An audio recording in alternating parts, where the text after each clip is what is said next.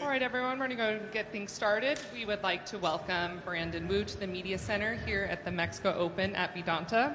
Brandon, welcome, making your third start where you have had quite success here with a T2 and third place. Just want to get some comments on what it's like to be back at a place you're comfortable. Yeah, I think super excited to be back.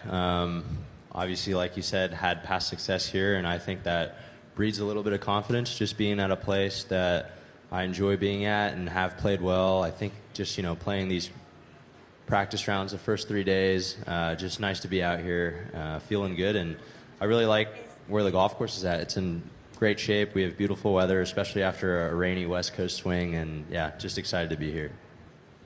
You mentioned with the golf course, is there anything in particular about the layout of the course that matches your game and style? Yeah, I think it's pretty wide open for the most part off the tee, but there's definitely a couple key tee shots you have to get in play. I think number 1 is a great example. Number 10 as well, which is pretty interesting because your first shot of the day, both Thursday and Friday, you're going to have to hit a pretty straight drive. So I think that I usually drive it pretty straight, so that lends itself well to my game. And then I think with the length as well, you're going to hit a lot of mid to long irons. And, I feel like I usually can control the ball pretty well with my irons, and that's a strength of mine.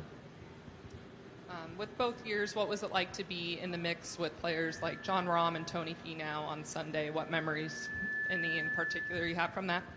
Yeah, I guess I thought it was pretty funny that those were the two players I was in the mix with both years. But yeah, I thought it was great. I remember playing with Tony Finau, I think on Saturday last year, and yeah, he's someone I've looked up to for a while, and he's such a great guy to play with. So it's just been exciting being able to go toe-to-toe with them at a golf course like this.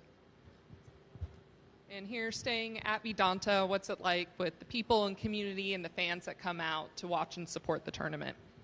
I think there was definitely a noticeable growth this year in the amount of people that are hanging out at the resort and asking about the golf tournament. So I think it's been really incredible to see how far this tournament has come the last few years, starting in year 1 where it was kind of a new tournament and no one really knew too much about it. But I think all the players are really excited to be here. I think the caddies had a caddy tournament last night, and they're super stoked to be here. And, I feel like it's grown a lot and been a really nice tournament.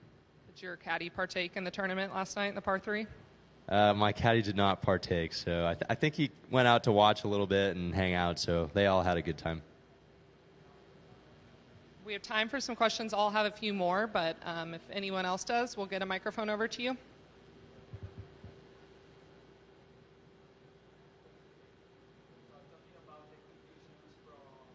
Course between last year and this year, how do you see the golf course right now?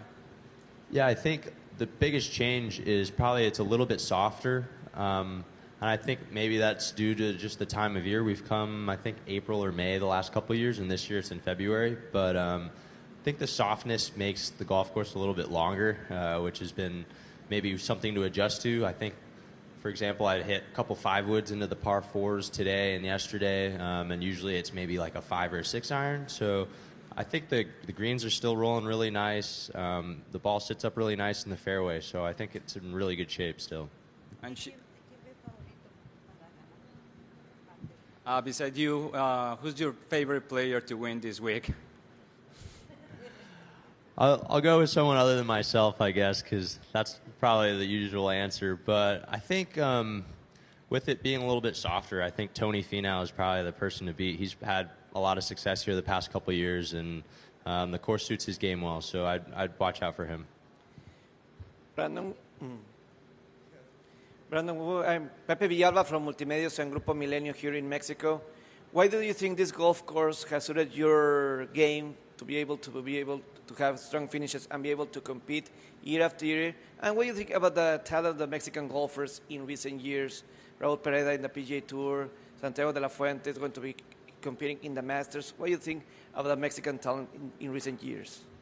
Yeah, I think for the first question, I feel like the past couple of years it's been really windy, and I think just being able to control your ball in the wind is really important.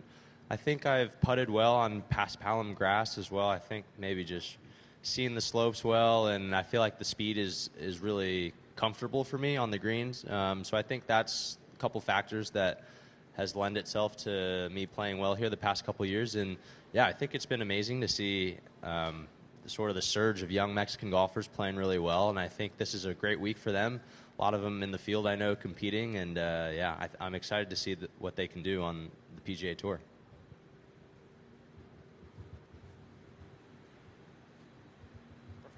You were able to play in the AT&T Pebble Beach Pro-Am, and looking on the outside for the Aon Next 10, what's it kind of like to have that opportunity to play in for other signature events?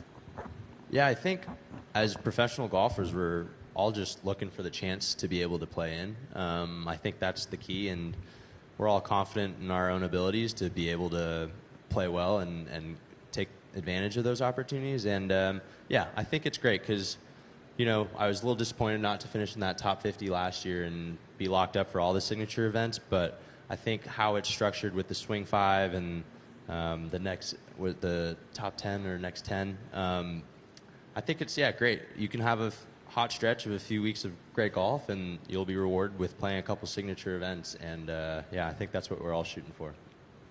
For those that are less familiar with your game, where would you explain your strong suits are in your game? Yeah, I think I usually drive it pretty straight off the tee, and then I think I'm a good iron player. That's kind of where I really like to work on and practice, and I think I've kind of been a streaky putter the last couple of years, so usually when I putt well, I can play well as well. So, and that's something I've been working on this past year or so. 3 seasons in, we have a lot of rookies in the field this week. What advice would you give to the rookie class this season on how to approach their first season on the tour? Yeah, I feel like I have good advice in just being patient. My rookie year, I think I missed 10 out of the first 11 cuts. It wasn't until I played well in Puerto Rico, and then I came here and played well until I kind of got my season going, and I think I was maybe 200-something on the FedEx Cup before those 2 tournaments. So, you know, it's a long year, and I think rookies haven't really played that much to start the year just because of the new schedule, and you know, honestly, I'd be maybe a little bit panicked, but I would just stress, really be patient. There's so much golf left to be played. I think all these rookies have the game. They've made it here, and they can compete at this level. So I would say be patient, and good golf will come. We're still early on in the season. Are you someone who personally sets goals ahead of the season? Yeah, I think it's great to set goals, have something to work towards, have something to aspire to. I think my goal every year that I've been on tour is to win a tournament, and I haven't quite gotten it done yet, but yeah, I think that's the #1 goal for this year. Last year we had Harry Higgs in, and we kind of asked him what his biggest travel pet peeve is. You're someone who travels many weeks on the road. Do you personally also have a travel pet peeve? Travel pet peeve? That's...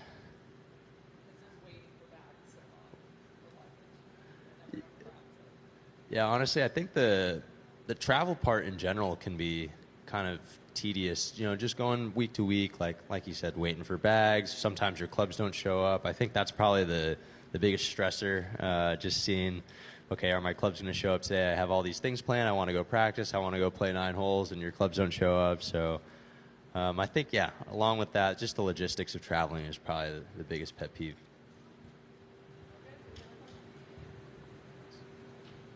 Brandon, thanks for joining us, and good luck this week. Thank you.